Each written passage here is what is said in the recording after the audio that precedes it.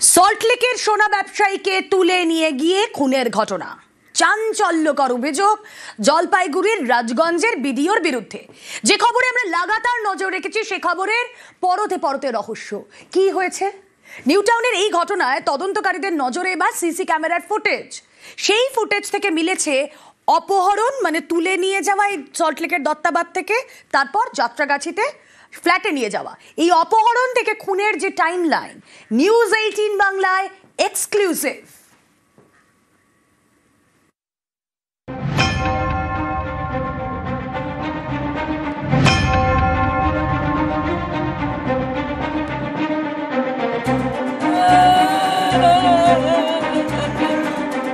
স্বপন কামিল্লা, বাড়ি পশ্চিম মেদিনীপুরের দাঁতনে। সল্টলেকের দত্তাবাদে সোনার দোকান। অভিযোগ, গত 28শে অক্টোবর এই সোনা ব্যবসায়ীকে অপহরণ করা হয়, নিয়ে যাওয়া হয় নিউটাউনের বহুতলে। 30শে অক্টোবর নিউটাউনের যাত্রাগাছি থেকে ক্ষতবিক্ষত দেহ উদ্ধার হয়।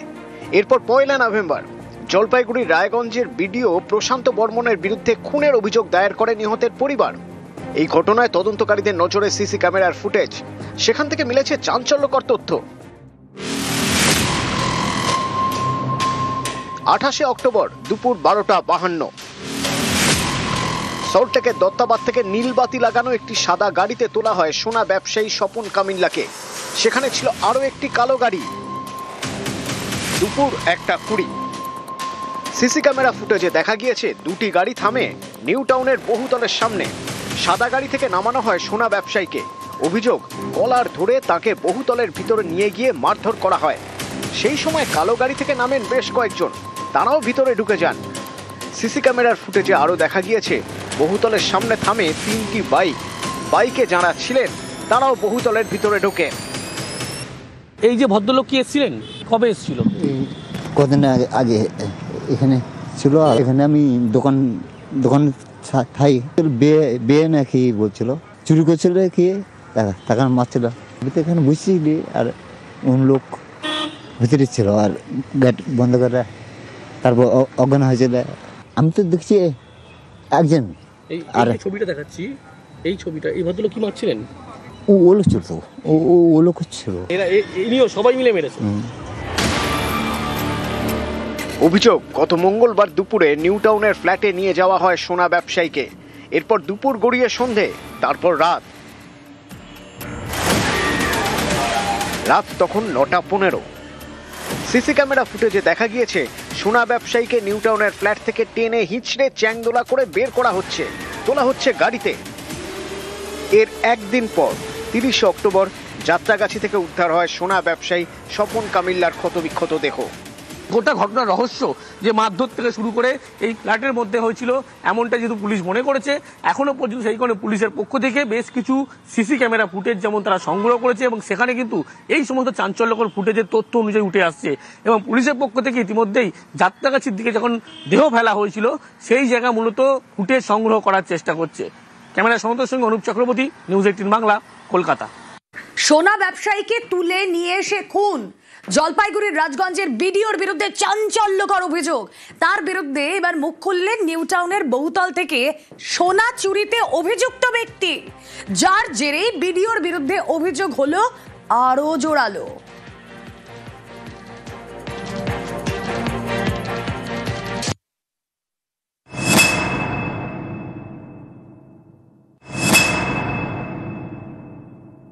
এখানে সারও মেরেছিল, সারের চামচারও মেরেছিল আমাকে 2 চাপড় চড়। তারপরে বাড়ি থেকে দিয়ে যেমন পেরেছে, কেউ বেল্ট দিয়ে মেরেছে, কেউ লাঠি মেরেছে, কেউ আমাকে যেমন মেরেছে ওকে তেমনই মেরেছে, ওই বেল্ট লাঠি।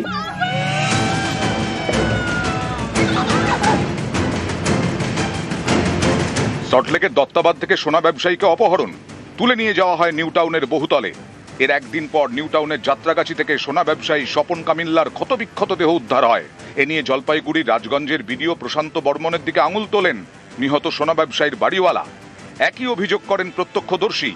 এবার বিস্ফোরক সোনা চুরিতে অভিযুক্ত অশোক কর।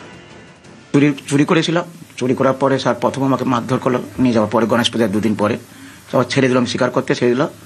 আমি কাকে দিয়েছে বললো, আমি বললাম স্বপন কামিল্লাকে দিয়েছি। বলতে আমাকে ছেড়ে দিল। তারপরে 28 তারিখে আবার আমাকে ডাক করলো, উনি স্বর্ণবালা এলো, আসতে দুজনকে মারধর করলো, করতে আমি স্বীকার করে গেলাম যে ওনাকে দিয়েছি। উনিও বললো আমাকে দিয়েছে, আমি কালকে মাল দিয়ে দেবো, সোনাবালা বললো। ও থাকলো, আমি চলে এলাম। গয়না ছিল মোটামুটি এটিমে একটা ওই চুড়ি ফুড়ি। কতটা? ওই 500-600 ওয়েট হবে। 500 গ্রাম? গ্রাম 500 গ্রাম। আমি কুকুরি দেখাশোনা করে এই বলছি না, নেশার ঘরে লোভে করে ফেলেছি। অশোক কর নিউ টাউনের বাসিন্দা। তাঁর দাবি, রাজগঞ্জের বিডিও প্রশান্ত বর্মনের নিউ টাউনের এই বহুতলে তিনি কাজ করতেন, কুকুর দেখাশোনার কাজ। এই বাড়ি থেকেই তিনি সোনার গয়না চুরি করেন বলে অভিযোগ। সেই গয়না দেন দত্তাবাদের সোনা ব্যবসায়ী স্বপন কামিল্লাকে। অভিযোগ, সোনা চোর সন্দেহে অশোককে বেধড়ক মারধর করেন বিডিও প্রশান্ত বর্মন। তার দাবি, সোনার ব্যবসায়ীকেও তুলে এনে মারধর করা হয়। এখানে সারও মেরেছিল, সারের চামচারও মেরেছিল আমাকে 2-4 চোট। তারপরে বাড়ি থেকে যে যেমন পেরেছে, কেউ বেল্ট দিয়ে মেরেছে, কেউ লাঠি মেরেছে, কেউ আমাকে যেমন মেরেছে ওকে তেমনই মেরেছে। ওই বেল্ট লাঠি। অভিযোগ, বিডিওর মারধরের হাত থেকে রেহাই পাননি অশোক করের স্ত্রী এবং মেয়েও। আমাদেরকে মারধর করে গেছে ওরা। আমাকেও মেরেছিল, আমার মেয়েকেও মেরেছিল। আমাকে ওই সাহেবই মেরেছিল 2 ঘা। আমাকেও চর মেরেছে, আমার মেয়েকেও চর মেরেছে। ওরা 2-3 জন ছিল গাড়ির মধ্যে, মানে আমার স্বামীকে নিয়ে গেল। চিনতেন ভিডিওকে? হ্যাঁ, ভিডিওকে তো চিনতাম। সোনা চুরির অভিযোগে অশোককে মারধর। তার দাবি, চুরির কথা তিনি স্বীকার করে নেন। স্বপন কামিল্লার হাতে সেই গয়না দেন বলে বিডিওকে জানান। এরপর 28 অক্টোবর সোনা ব্যবসায়ী স্বপন কামিল্লাকে দত্তাবাদ থেকে অপহরণ করা হয় বলে অভিযোগ। নিয়ে যাওয়া হয় নিউ টাউনের বহুতলে। সেখানে টাকা হয় অশোক করকেও। অশোকের দাবি, তাকে ছেড়ে দেওয়া হয়, কিন্তু সোনা ব্যবসায়ী স্বপন ছাড়া পাননি। চুরি করেছিলাম। চুরি করার পরে স্যার প্রথম আমাকে মারধর করলো, নিয়ে যাওয়ার পরে গণেশ পূজার 2 দিন পরে আবার ছেড়ে দিলাম, স্বীকার করতে ছেড়ে দিল। আমি কাকে দিয়েছে বললো, আমি বললাম বসন্তকে স্বপন কামলিয়াকে দিয়েছি। বলতে আমাকে ছেড়ে দিল। তারপরে 28 তারিখে আবার আমাকে ডাক করলো, উনি স্বর্ণবালা এলো, আসতে 2 জনকে মারধর করলো। করতে আমি স্বীকার করে গেলাম যে ওনাকে দিয়েছি। উনিও বললো আমাকে দিয়েছে, আমি কালকে মাল দিয়ে দেবো, সোনাবালা বললো। ও থাকলো, আমি চলে এলাম। গয়না ছিল মোটামুটি এটিমে একটা ওই চুড়ি ফুড়ি। কতটা? ওই 500-600 ওয়েট হবে। 500 গ্রাম? গ্রাম 500 গ্রাম। আমি কুকুরি দেখাশোনা করে এই বলছি না, নেশার ঘরে লোভে করে ফেলেছি। ক্যামেরায় সনত মিশ্রের সঙ্গে অনুপ চক্রবর্তী, নিউজ 18 বাংলা।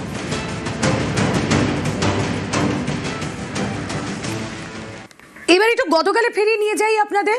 এই যে ইয়াব বড় লোহার গেট, কার বাড়ি? প্রশান্ত বর্মনের বাড়ি। রাজগঞ্জের বিডিও, ইউনিভার্সিটি অ্যাভিনিউ, মাটিগাড়ায় তার বাড়ি। গতকাল এখানে তার দেখা মিলেছিল। তিনি স্যার কথা বলবো একটু। আমার সাথে কথা বলতে হবে, চলে যাও। ফাইজলামি করছো তোমরা না? স্যার ফাজলামি নয়, কথা বলতে এসেছি স্যার।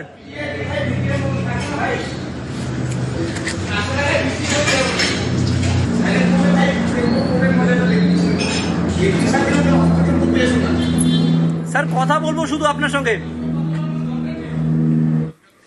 গতকাল বাড়িতে ছিলেন উপস্থিত রাজগঞ্জের বিডিও প্রশান্ত বর্মন। হম্বিতম্বি করলেন, তিনি আইনের দ্বারস্থ হবেন এই কথাও বললেন, কোর্টে মজা দেখাবেন এরকম বলছেন। কিন্তু সেই প্রশান্ত বর্মন, যিনি গতকাল সাংবাদিকদের ওপর হম্বিতম্বি দেখিয়েছেন, আজ কোথায় তিনি? আজ উধাও। সকাল থেকেই এই ঘর তালা বন্ধ, ঘরের বাইরে লাইট জ্বলছে। রাতে গা ঢাকা দিয়েছেন বিডিও। কথা বলবো, বিশ্বজিৎ প্রতিনিধি রয়েছেন সঙ্গে। বিশ্বজিৎ, গতকাল সাংবাদিকরা প্রশ্ন করলে তিনি যথেষ্ট হম্বিতম্বি করলেন, কোর্টের মজা দেখাবেন তিনি বলছেন। আজ কোথায় তিনি? উধাও হয়ে গেলেন কোথায়? তো ঘরের যা পরিস্থিতি তাতে দেখলে পরিষ্কার যে তিনি রাতেই বেরিয়েছেন, কারণ তার ঘর তালাবদ্ধ অবস্থা এবং বাইরের গেটেও তালা ঝুলছে। আর যেই ঘরে তিনি গতকাল একবারে গোপনে ছিলেন, সেই ঘরের সামনে লাইট জ্বলছে। স্বভাবতই পরিষ্কার যে সকালে এখানে কেউ ছিল না, এবং এ দেখে পরিষ্কার মনে করা হচ্ছে তিনি রাতেই এই বাড়ি থেকে ছেড়েছেন। তোমাকে যদি বলি, এই মাটিগাড়ার 18খাই এলাকা, কয়েকশো মিটারের মধ্যে বিডিও প্রশান্ত বর্মনের 2-2খানা বাড়ি। রাজপ্রসাদ সমান বাড়ি রয়েছে এসপি মুখার্জি রোডে, যেটিও তালা ঝুলছে। অন্যদিকে ইউনিভার্সিটি এভিনিউ গলি, সেখানেও তার বাড়ি। আর এই বাড়িতেই দীর্ঘদিন তিনি কিন্তু আসতেন।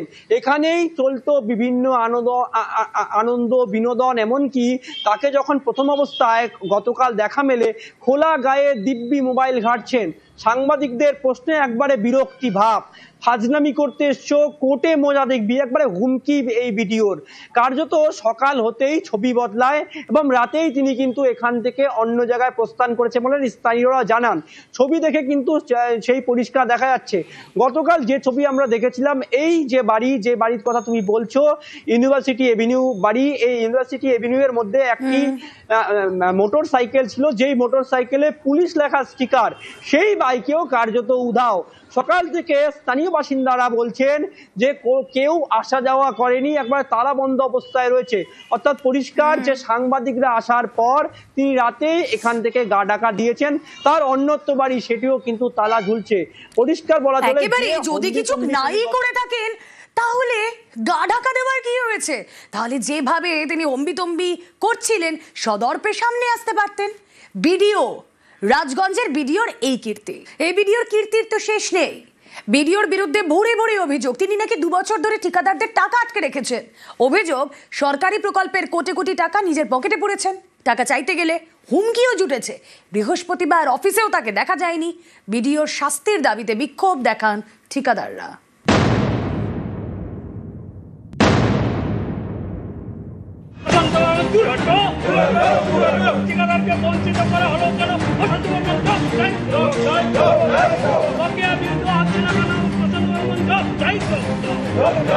যেদিন থেকে এসছে সেদিন থেকেই উনি বলতে গেলে একরকম চুরি শুরু করছে এক কথা।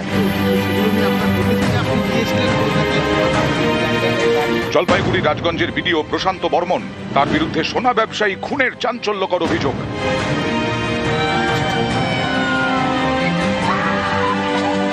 এখানেই শেষ নয়, বিডিও প্রশান্ত বর্মনের বিরুদ্ধে রাজগঞ্জে ভুরি ভুরি অভিযোগ। বৃহস্পতিবার বিডিও অফিসের সামনে বিক্ষোভ দেখান ঠিকাদাররা। বৃহস্পতিবার রাজগঞ্জের বিডিও অফিসে যান বেশ কয়েকজন ঠিকাদার। বিডিওর বিরুদ্ধে ক্ষোভ উগড়ে দেন। তাদের দাবি, সরকারি প্রকল্পের কাজ করলেও প্রায় 2 বছর ধরে টাকা আটকে রেখেছেন বিডিও প্রশান্ত বর্মন। কারো 80 লক্ষ টাকা বাকি, কারো নাকি 70 লক্ষ টাকা, কারো 50 লক্ষ। অভিযোগ, এই সব টাকাই পকেটে পুরেছেন বিডিও। টাকা চাইতে গেলে জুটেছে হুমকি। টাকা দেয় না, সিকিউরিটি দেয় না, আনেট মানি দেয় না, উল্টা আরো ধমকি দেয়, টাকা যখন হবে তখন দিব। মানে ওনার ভয়ে আমরা খুব আছি। আমাকে তো এমন ধমক দিছে, আমার স্ট্রোক হয়ে গেল একবার। আমার বলছে কাজ যদি তাড়াতাড়ি তুলে, নালে না তুলতে পারলে ব্ল্যাক লিস্টেড করবো। আমি তো বলতে পারছি না, তো ফিল্ডে আছেন। না না না, টাকা পাচ্ছে না। এখন সাহেবরাই বলতে পারবেন, বললেন জয়েন্ট সাহেব আছেন। বিডিওর বিরুদ্ধে খুনের অভিযোগ। বৃহস্পতিবার তাকে অফিসে দেখা যায়নি। অফিসের সামনে দাঁড়িয়ে তার নীলবাতির গাড়ি। আমার স্বামী মারা গেছে, কয়টা টাকা ব্যাংকে ছিল আমি পাই নাই, ওই জন্য আছি ভিডিওর কাছে। ভিডিওকে পেলেন না, আমাকে বৃদ্ধ ভাতাও দেয় না। অনেক কয়বার আমি করছি কিন্তু পাই না। জলপাইগুড়ি থেকে শান্তনু কর, নিউজ 18 বাংলা। এসআইআর আতঙ্কে ফের আত্মঘাতী বহরমপুরে। এসআইআর আতঙ্কে আত্মহত্যার অভিযোগ। 2002 এর তালিকায় নাম না থাকায় আতঙ্ক। বহরমপুরের গান্ধী কলোনি উত্তরপাড়ার বাসিন্দার মৃত্যু। মশলা মুড়ি বিক্রি করে পেট চালাতেন তারক সাহা। বৃহস্পতিবার সকালে তার ঝুলন্ত দেহ উদ্ধার। জামাই বলছে যে কাগজ পাঠাতে হবে, কালকে 1টা সময় কাগজ জেরক্স করে জমা দিতে হবে। ধর বাবা বলছে আমি কি করব, কাগজ তো দিয়ে আবার নিয়ে গেল আমার স্কুলে সব সার্টিফিকেট নিয়ে। বললো দেখি গা হচ্ছে নাকি, দিয়ে বলছে হচ্ছে না, দিয়ে বলছে কি করব, না তো আমাকে সুসাইডই করতে হবে, তাই বলছে। ভোট দেয় চিন্তা করছিল, বলছে কি করব, আমি কাজে গেছিলাম, আমি কাজ থেকে এসে দেখছি ফুল গাছে দেখছি গামছা দিয়ে ঝুলছে। আমরা বাড়িতে ছিলাম স্যার, আমরা তো দেখিনি। একটা ছেলে আমাদেরকে বললো, তখন আমরা ছুটে এসে দেখছি ও ডাল ভেঙে পড়ে গেছে। তো আমরা যেটুকু করার একটু মাথায় জল টল দিলাম, হাত বুলালাম। বলার পরে তখন বললাম যে পেটটা যখন ধুকধুক করছে তাহলে আপনি হসপিটাল নিয়ে যান। দিয়ে হসপিটাল পাঠিয়েছি স্যার আমরা। হ্যাঁ, এটা আতঙ্কই হচ্ছে আমাদের তো তাই হচ্ছে। 56 বছর থেকে আমি আমার বয়স, তার থেকে আমি সমানে ভোট দিয়েছি, আমার ডকুমেন্ট সবই আছে, কিন্তু আমাদের তো তাই হচ্ছে। মা যে কোন কাল মারা গেছে আমরা জানি না, সেটাও নেই। বাবার কোনো বিয়ে পাচ্ছি না, এটা কি হবে বলেন? আতঙ্কই ছিল, উনি খুবই মন মরা ছিল। 2002 এর পরে 2025 রাজ্যে চলছে এসআইআর। ফর্ম বিলি ঘিরে হাওয়া গরম। পশ্চিমবঙ্গে মঙ্গলবার থেকে শুরু হয়েছে এসআইআর ফর্ম বিলি। এ নিয়ে নানা জায়গায় এসআইআর সহায়তা কেন্দ্র চালু করেছে বিভিন্ন রাজনৈতিক দল। উত্তর দিনাজপুরের ইসলামপুর শহরে বিজেপির অফিসের বাইরে এসআইআর এর পাশাপাশি খোলা হয়েছে সিএএ শিবির। এসআইআর এবং সিএএ নিয়ে যে সহায়তা ক্যাম্প বিজেপি ইসলামপুর নগর মণ্ডল থেকে খোলা হলো, এসআইআর নিয়ে কিংবা সিএএ নিয়ে কোনো রকম অসুবিধা হলে আপনারা আমাদের এই ক্যাম্পে আসতে পারেন। বিজেপির এটা চক্রান্ত। জনগণকে বলবো যে আপনারা কেউ সিএএ অ্যাপ্লাই করবেন না। যখনই আপনি সিএএ অ্যাপ্লাই করবেন তখন আপনি কিন্তু বুঝে নেবেন যে আপনার ভারতবর্ষের নাগরিকত্ব নয়। আলিপুরদুয়ারেও একই ছবি। আলিপুরদুয়ার শহরে বিজেপির জেলা অফিসে চালু এসআইআর সহায়তা কেন্দ্র, সেখানে একই সঙ্গে চলছে সিএএ ক্যাম্প।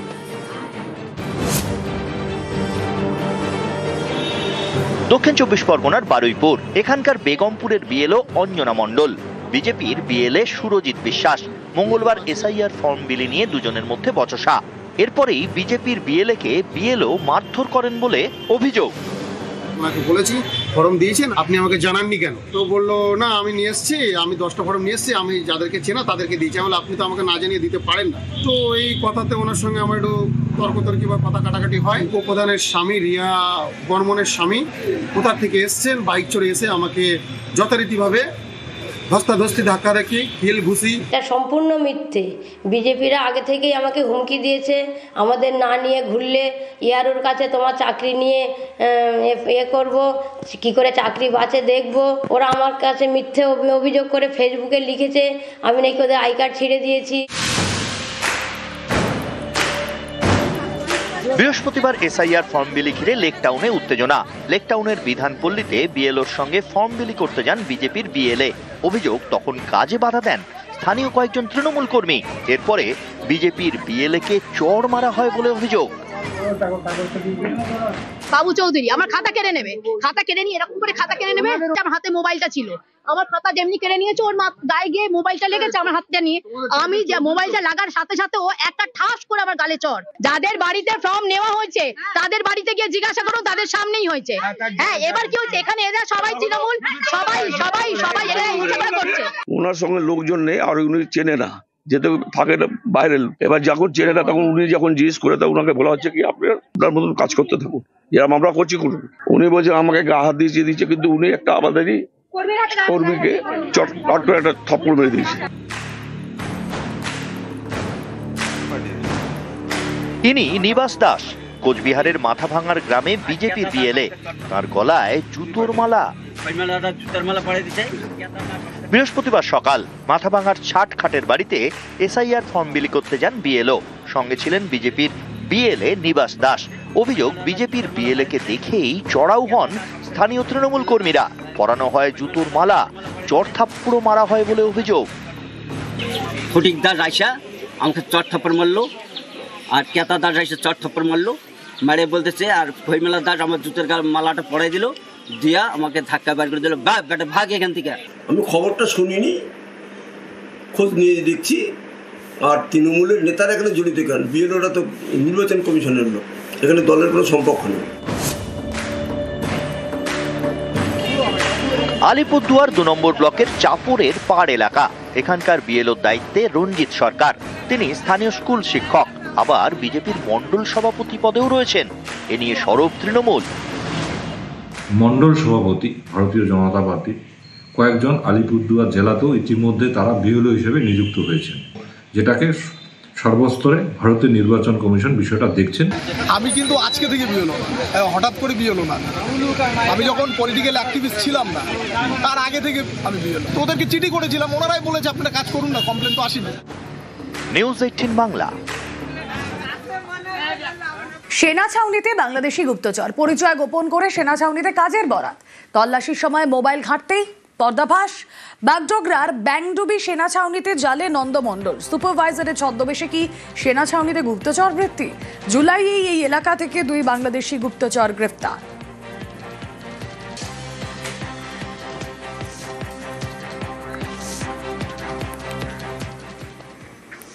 কাল এসএসসির 11 দ্বাদশ পরীক্ষার রেজাল্ট।